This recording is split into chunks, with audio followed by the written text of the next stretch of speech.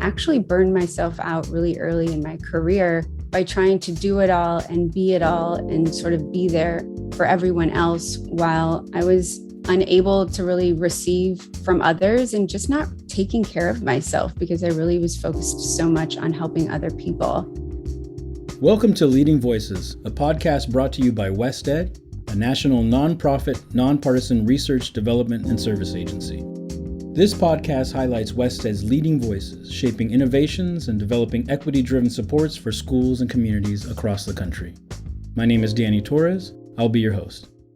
Today, we're with Dr. Christina Pate, Deputy Director of the U.S. Department of Education Center to Improve Social and Emotional Learning and School Safety. She is also Director of WestEd's Safe and Supportive Learning Environments body of work. Dr. Pate works to foster adult well-being, promotes trauma-informed practice and resilience, and improves cross-sector collaboration in ways that help improve outcomes for individuals and systems. Our focus today, educator well-being and creating a culture of care. Christina, it's great to have you with us. Thank you so much, Danny, for having me here today. I'm really looking forward to our conversation. Now, before we dive into today's topic, tell our listeners how you came to this work and about the work you're doing now. Sure. So I've come into this work through a long and pretty winding path, but the further I get, the more I see sort of all of the connections.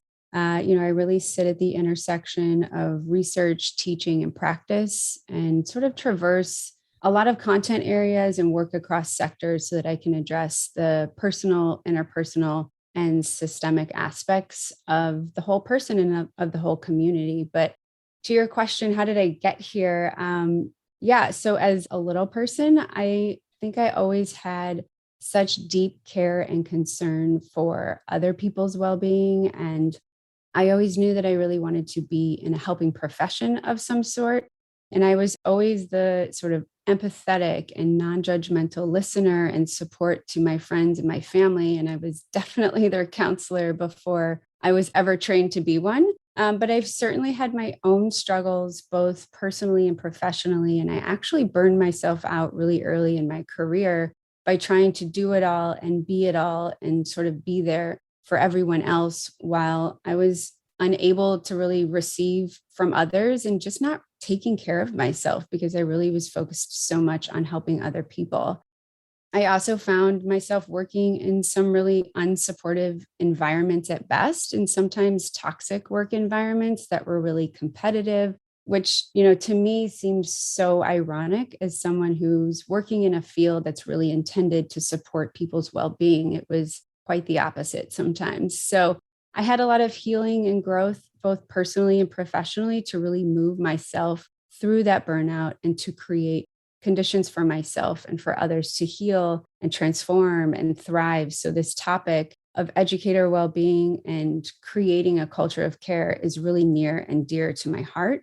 So not helping just individuals with their own personal development and well-being, but really helping groups and systems figure out how to best support each other and transform our systems into places that are safe and supportive and equitable for all people, both adults and young people, to thrive. So when we talk about safe and supportive learning environments, especially amid the challenges of the last couple of years, what do you think schools and districts need to prioritize? Yeah, in our new normal, because that's the reality of it now, I think adult well-being and creating a culture of care is more important than ever. And I believe it's going to continue to be. I think in order to support others, we must support ourselves first. And it's interesting, as I said, I've been on this path both personally and professionally for decades now. And it was always a challenge for a lot of us to see the real value in caring for ourselves. And I think a lot of us dismiss this notion of taking care of ourselves because we think it's about spa treatments or maybe it's beach vacations. And that's certainly one way that people can relax, but it's not really what I talk about when I say self-care. So I often hear a lot of people say they don't have time for self-care. And I'm certainly one of the people that defaults to that. But we tend to be the ones that actually need it the most. But I would say in the last 18 months, we've seen a huge shift in prioritizing our own well-being. In fact, it's one of the more requested focus areas that we have at WestEd. And I think our self-care for educators brief was one of the most downloaded resources here in the past 18 months. So there's definitely a hunger for this right now. But I'll tell you, when you prioritize your own well-being and you practice self and collective care, you actually give other people permission to do the same. Let's be the change and really model the way for that. That's a powerful idea. Now, when you say self-care within this context isn't about spa treatments or beach vacations, what do you mean by self-care and why is it important?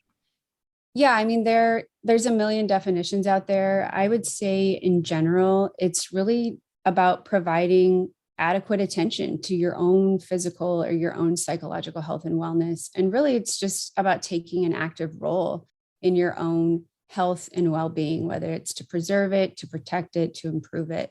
But in a lot of helping professions, so thinking about doctors, nurses, counselors, it's actually considered an ethical imperative. So I always ask, why isn't it for the rest of us, right? Especially educators. So it means if we can't show up present and grounded and healthy, even with the best of intentions to be helpful, we can actually be harmful, not just to ourselves, but also to our colleagues. And if we're working in schools, we can be harmful to our students and our families. But Americans generally, we idealize and we glamorize being overworked, being busy, being stressed out. And we actually know from research that Americans associate that with prestige and status. It's completely ridiculous because we can't pour from an empty cup. And we definitely don't show up as our best selves when we're all stressed out. So, how do we expect our fellow staff or even our students to do that when they're also showing up stressed out?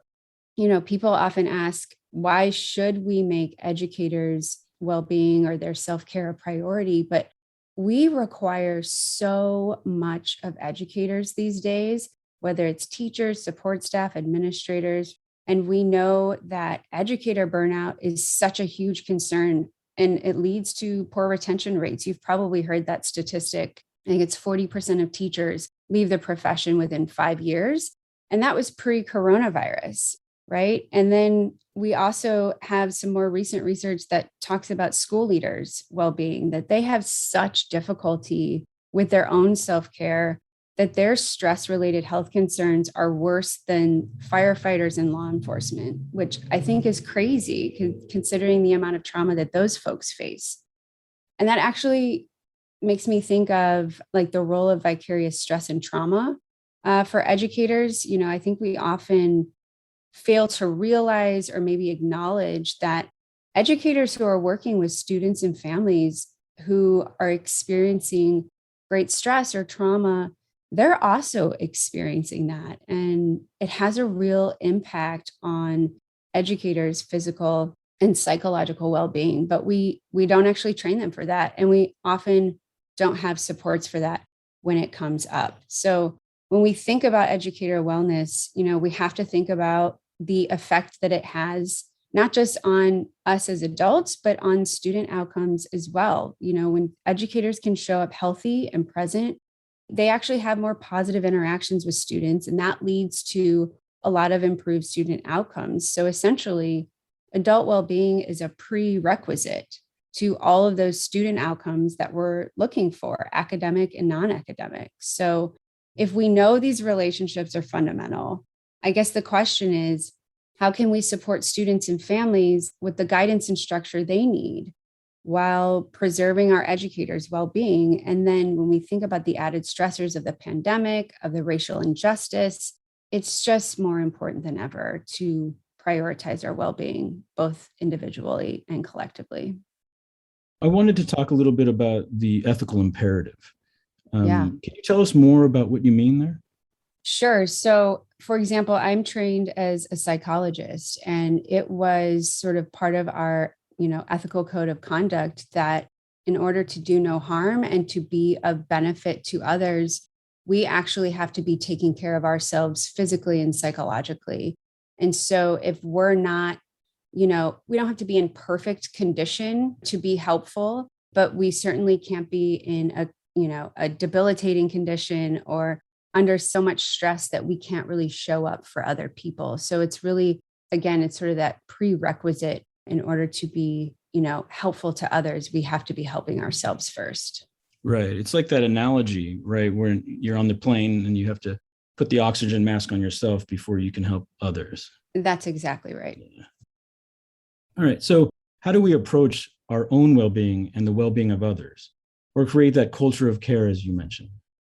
Yeah, so there are a lot of ways that we do self and collective care, and those really vary by personal preference or what's available to folks.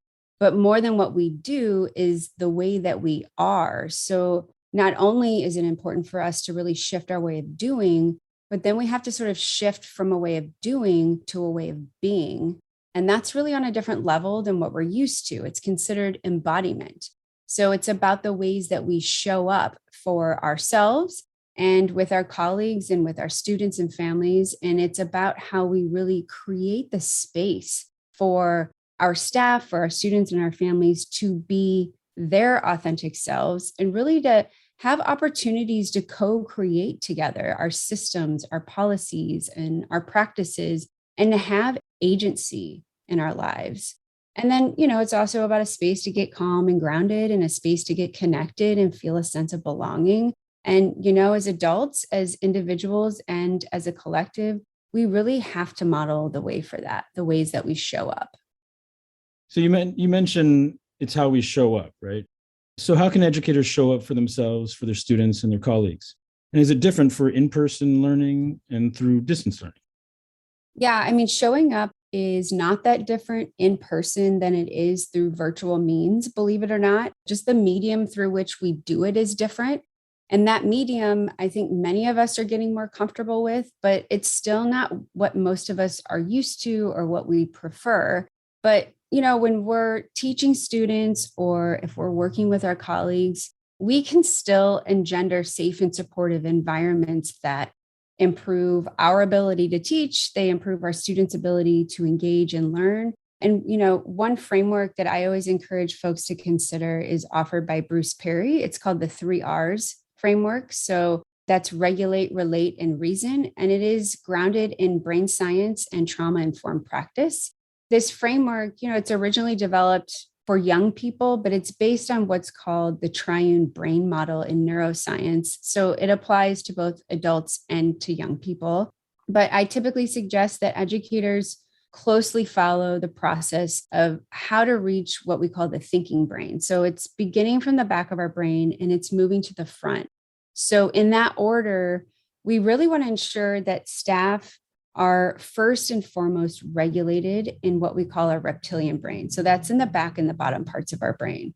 So in order for us to effectively teach or think or work or learn or thrive, we have to first feel physically and emotionally calm and settled. So that's the regulate part. So we really need to help staff and students, quite frankly, find ways to feel grounded and centered first before we try moving into anything else, any work, any teaching, anything like that. Once we're regulated, then we want to feel socially and emotionally connected through safe and supportive relationships that are really attuned to people's needs. So that's the relate piece. And that happens in sort of the middle parts of our brains. Some people call it the limbic brain. Some people call it the mammalian brain. It's basically, we have the capacity for connection here.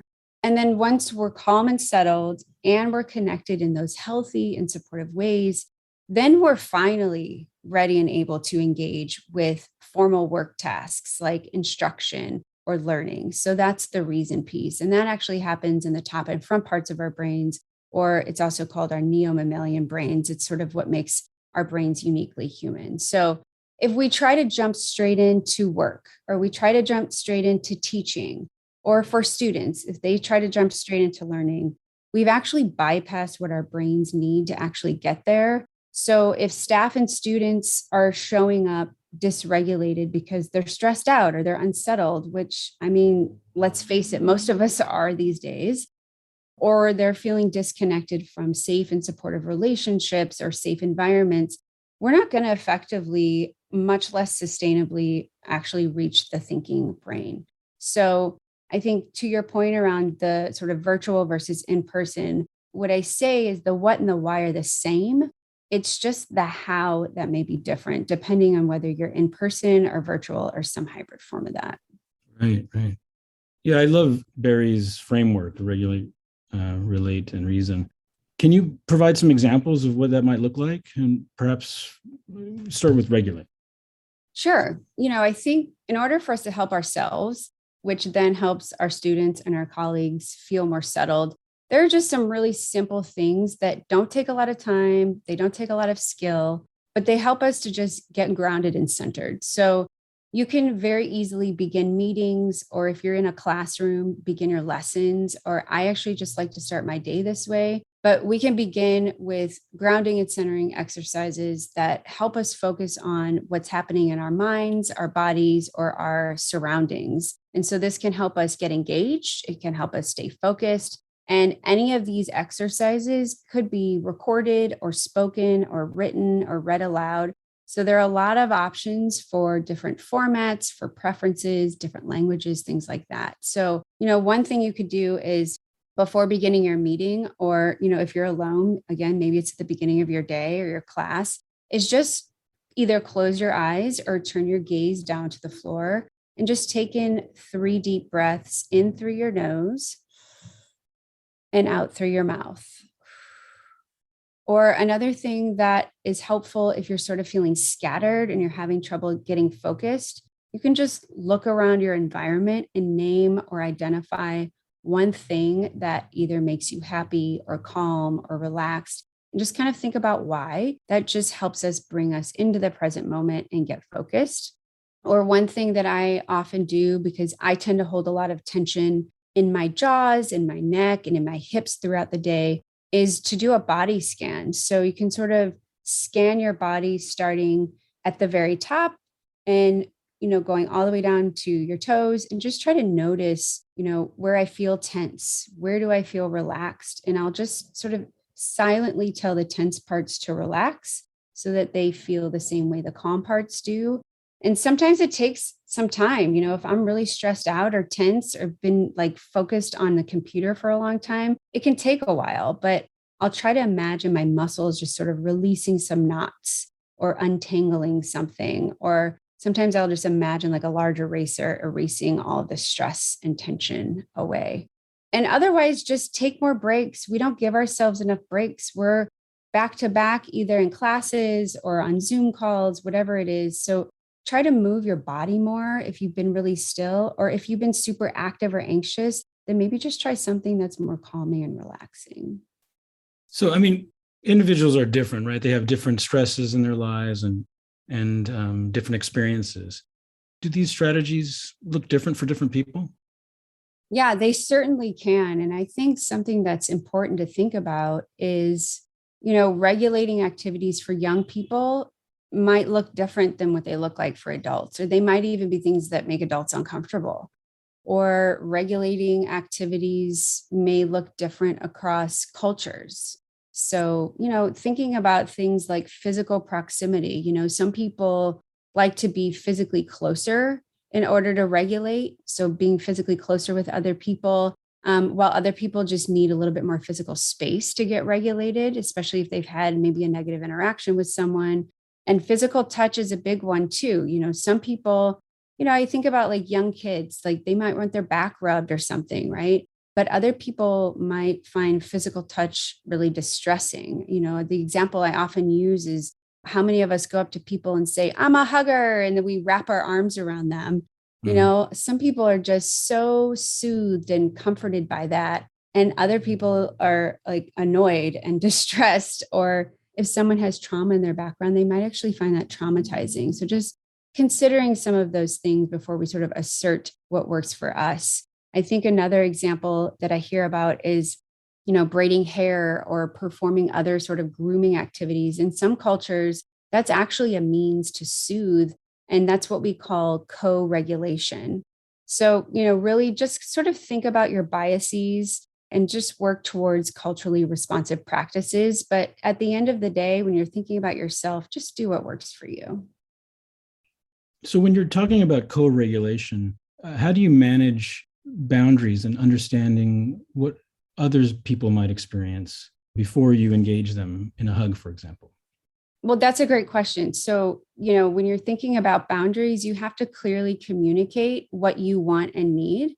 And so, if you're seeking closer connection with someone in order to regulate, you can let someone know, like, hey, I really need a hug right now. Would you be willing to give me a hug? Or if you're feeling like you see someone in distress and your natural response is to give them a hug or to rub their back, you can say, I see that you look distressed right now. Would you like me to give you a hug or can I give you a hug? That way, you're both thinking about what you need and want, but also giving someone else agency and choice over what they receive as well. All right, so let's move on to relate. What are some strategies there?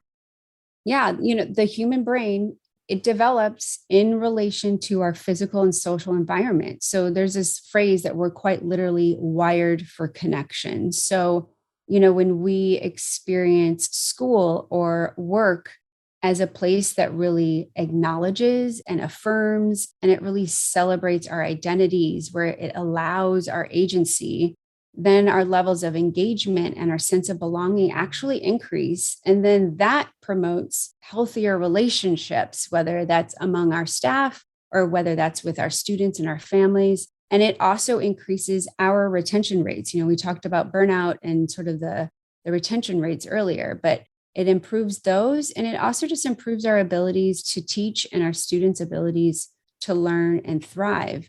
One thing we're often saying here is that behavior is communication. So, to your question earlier about how do you know when to co regulate with someone, right? So, understanding the behaviors of others, the things that maybe are helpful or the things that tend to activate you, and learning how to regulate yourself, those are both important strategies for really helping not just yourself, but also addressing the needs of your school community. So there are a lot of strategies. I'll share a couple of them here, but I think first and foremost is just to be really intentional about creating space and opportunities for healthy interactions and for really explicitly addressing the importance of those safe and supportive social connections. I always kind of have this like rhyme for me. It's always listen and learn, acknowledge and affirm people's experiences, their concerns, their hopes, their aspirations. Another thing we can do, in the workplace is just to ensure that we have a consistent connection to a caring, reliable colleague. It could be a buddy, it could be a mentor. I think this is especially important for new educators or even those who are more isolated or disconnected in general. Some of our roles tend to isolate us a little bit more in the workplace. And we just, we really just want to make sure that people feel a sense of belonging and care. So plan activities that allow for interaction and really emphasize personal well-being over work or academics. We live in such a product-driven culture, such a results-oriented culture. But I always say people over products and relationships matter. Yeah. Now, what about people experiencing intense stress or anxiety and hopelessness? Yeah, I mean, our friends, our families, our colleagues, all of these people in our life can be such a great source of support when we're feeling stressed out or when we're feeling down. And it's completely normal to have a low mood or some anxiety sometimes. But if we're feeling this sort of intense or persistent or prolonged sense of helplessness or hopelessness or anxiety or despair, that's not normal. And it's okay to not be okay, but that's our signal that we need to seek some professional help. And then, be on the lookout for signs of distress in your colleagues too. Remember, these can show up like defiance. They can show up like avoiding tasks. They can show up as non-compliance or definitely absenteeism is a big one. So let them know where they can find support or help them get connected to support. The worst thing when folks are going through something significant is to just sort of be a bystander and it's like none of my business, right? And you say nothing. But if you don't know what to say, just let them know you're concerned, that you care about them, and that you're there for them. I think we're so quick to offer guidance and support when someone's feeling physically ill, or they're going through some sort of disease that's physical, but we often sort of avoid or maybe stigmatize people who are going through something that's social or emotional, in concern. I think the bottom line, emphasize caring connections. I think we have some resources that we put out last year that might be of help. But one resource that I wanted to note here is that we have our Beyond SEL audio gallery, and that has an interview with a school where they talk about how they attend to the well-being needs of its community. And they do that by engaging the support of a licensed clinical mental health professional. So I think what's especially unique about their approach is that every educator at that school has confidential, free access to a therapist that's available to them during school hours. So go ahead and check that out. I think you can link that in the show notes later. Yeah, I'll certainly put that in the show notes. So it's Beyond this SEL audiocast. What about reason? What are some strategies there? Yeah, I mean, there are a lot. So I'll focus on a couple today. And again, we can connect you or, connect the listeners with some resources, with some more strategies there. But I think it's less about trying to do all of the things, which is the opposite of self-care, and more about providing people with a lot of options to figure out what works best for you, because not everything works the same for everyone. But I think the takeaway here is really to build self-awareness. That's essential. So it's important for us to understand, we make our habits first, but then our habits end up making us. So our old conditioning, it's not just in a mental sense, it's physical. And then it shows up in a lot of our automatic brain reactions. So that back and bottom parts of our brain I talked about earlier, they end up being in charge. So then we get stuck in really old, predictable patterns that might not be helpful or healthy. And we just sort of become like robots. We're on autopilot, right? So in order for us to really break free of those habits, we have to cultivate self-awareness. So we have to learn to become aware of our thoughts. We have to learn to become aware of our feelings, and then all of those sort of conditioned responses that our minds and our bodies have to those things. And I think something that's essential, which is really hard for people, is to not just become aware of our thoughts and feelings, but accept them and actually feel them. We don't want to ignore them. We don't want to deny them, because they can actually get suppressed and come out in all sorts of ugly ways. But we also don't want to get stuck in them, because they literally can get lodged in our minds and in our bodies. They show up as either physical or emotional discomfort, as pain, as illness, as disease. And then they also sort of have a contagion effect. So, feelings and thoughts can sort of spread like a virus to others. I think, as we sort of become more aware of our thoughts and feelings, we then have to learn how to build in optimism, how to reframe our challenges, and really start looking for solutions. So I think that's, related to looking for opportunities in the challenges. Like, we have so many challenges right now. So if we can try to search for meaning that are in the lessons that are coming from those challenges and from those uncertainties, there are certainly opportunities hidden in there if we just go looking for them. I was thinking about this idea of reframing your challenges. So I want to talk a little bit about that. In one of our Leading Voices conversations, Dr. Rose Prejean Harris, Director of Social Emotional Learning at Atlantic Public Schools, she talked about the challenges and opportunities being one and the same. I'd like to play you a little clip from the conversation and get your take on it. Great. I think that we have thought about student support as a competing priority to our academic piece. And one of the things that I appreciated was when Atlanta Public Schools moved SEL from the student behavior support side to the Office of Academics and Teaching and Learning side of the division, knowing that these aren't competing priorities, but that they should be intertwined together, right? We cannot not support students. Even though our main business is making sure that they have an education, we have to make sure that they're also supported. And so with that, there are both challenges and opportunities to make sure that those things are really coming together so that we are really creating a space where we have kids who know that they're coming into an environment where they're cared for, that we have adults who are able to take care of those needs for those students, and that they both can thrive, right? And we could get both of the pieces done together. And so we can't separate humanity from academics. We have a human side, and that when we come into spaces, we bring who we are, regardless of math, English, science, or social studies. And so it's about intertwining those two. So there, it's both the challenge and the opportunity. Can this kind of reframing help educators as well as students?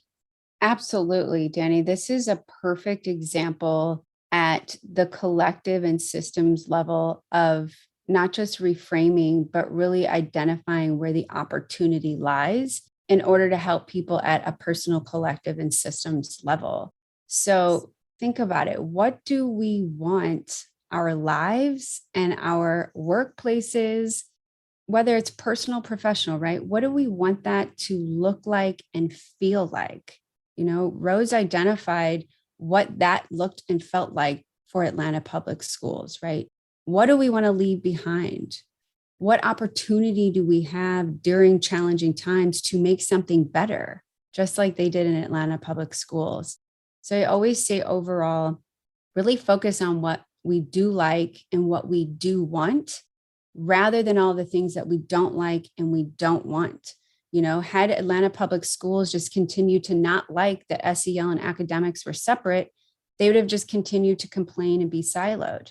But they found a way to focus on what they wanted. So these simple shifts, whether they're personal or collective or systemic, they can have a profound impact on your well-being, on your collective's well-being, and really create shifts in the ways that others respond to us as well. I was doing a lot of research in your work, and you have this idea of practicing gratitude. Can you tell us about that?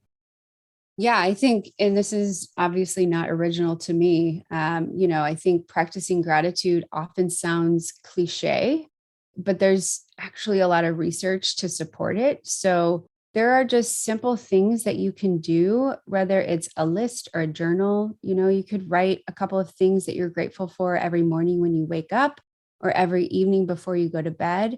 And I'll tell you, sometimes when you're under a lot of stress, sometimes you're just happy that you have a roof over your head. Or maybe you're just grateful that the sun shined that day if you're in the middle of the winter, right? So they can be simple things. You don't have to be, full of abundance in your life in order to express gratitude. But you could also speak your gratitude in letters, in emails, in texts, in social media, to your friends, to your colleagues, to your family, even to your students, right? But practicing gratitude for what you do have and expressing it often to others can be really important, not just for them, but also for you. So even the seemingly smallest thing, a simple thank you or I appreciate you, can go a long way. In fact, right now, I would just encourage listeners to send a quick text to someone expressing your gratitude or appreciation. And even better if it's someone who doesn't often get a lot of appreciation or positive feedback, right? That can be really helpful. What about developing healthy boundaries? Can you talk about that? Yeah, so I think we touched on this a little bit earlier, but part of well-being and self-care is that we have to develop healthy boundaries. And healthy boundaries are not rigid walls, but they're not wide open gates. And this can be really hard for a lot of us because we're not raised this way, and society often doesn't allow us to be this way, right? So having healthy boundaries really means knowing what your needs and your limits are and clearly communicating what you will allow and what you will not, as well as what you need. And let's face it, educators are helpers, right? So it can be especially hard for a lot of us to say no, but having blurred boundaries, not only is it not helpful, it can actually be really harmful to both parties. So establishing clear and healthy boundaries can really support health and wellness for all of us. Now, no one is a mind reader, so we actually have to communicate our boundaries. I think a lot of times we expect that people should just know what our boundaries are and respect them. But what a boundary is for me may not be a boundary for you. So it's important to understand that what you need and be able to clearly communicate that to others. We have some strategies for that in some of the resources that we'll share after the episode, but a few quick ones here. You can create clear communication norms and expectations for yourself, as well as with your colleagues and with your students and their families.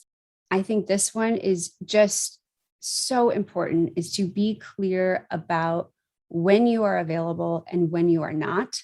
We all need boundaries around our time and our work. So even if you're working in a school building or on site somewhere, you can create boundaries around when you're available and when you're not. So whether that's your planning time, your lunchtime, whatever.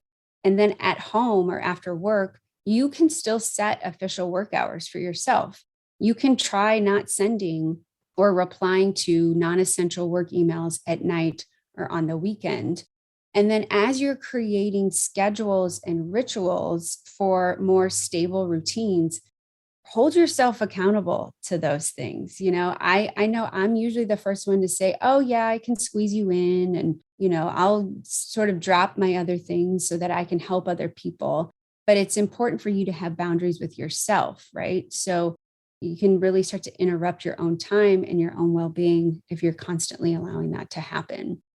But be realistic with yourself. I think we're on this like 24/7 work train right now, and you can't do everything simultaneously. You are doing the best you can, and let people know when you're over capacity or when you need support, and don't feel bad about it. We have this sort of like, the idealizing and the glamorizing and all of that. Like, don't feel bad about needing a break or needing some help. But I would say generally, when you're beginning to create healthy boundaries, start small, start with low risk situations, and then you can really build and tone that muscle over time. I think the bottom line, your boundaries are valid, and so are everyone else's. So it's imperative that we also accept when others decide to set limits and say no too. Yeah, I like this idea of healthy boundaries. And, it's very challenging for me personally to set a boundary because I think it might harm somebody or affect them in a negative way. But what you're saying, it seems to be that setting a clear boundary actually helps the other people in your life. It does. And for people who have poor boundaries themselves, it can often feel like a slight until they also learn to develop and respect their own boundaries, right? Right. So we have to sort of, like I said, start small and sort of build and tone that muscle, and can have ripple effects on an entire community. So, are there any last thoughts you'd like to share with our audience today? Yeah, I think last is just demonstrate compassion and offer yourselves and other people some grace.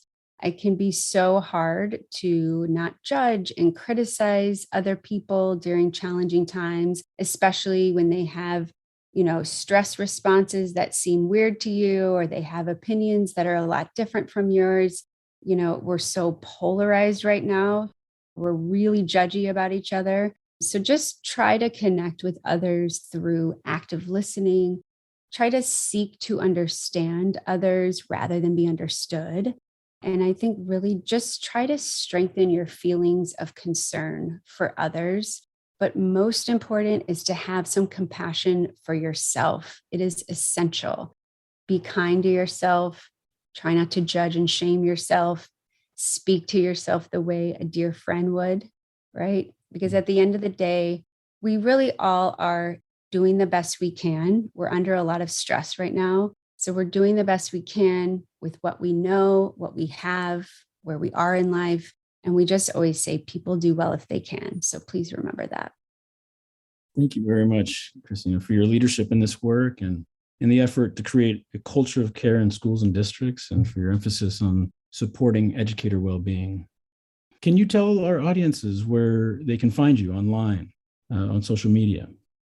Sure. Well, thank you for having me. It's been a fun conversation. You can find me on LinkedIn. So it's just slash Christina Pate, one word, or you can learn more about our work at wested.org/SSLE. Thank you very much. And thanks to our listeners for joining us. All the resources mentioned in this podcast will be available online at wested.org/Leading Voices podcast, or in the show notes on Apple Podcasts, Google Podcasts, and Spotify. For more information about Wested's safe and supportive learning environment services, visit us at wested.org/SSLE. Please look out for the next Leading Voices episode, and thank you very much. Until next time. This podcast is brought to you by Wested, a national nonprofit, nonpartisan research, development, and service agency. At Wested, we believe that learning changes lives.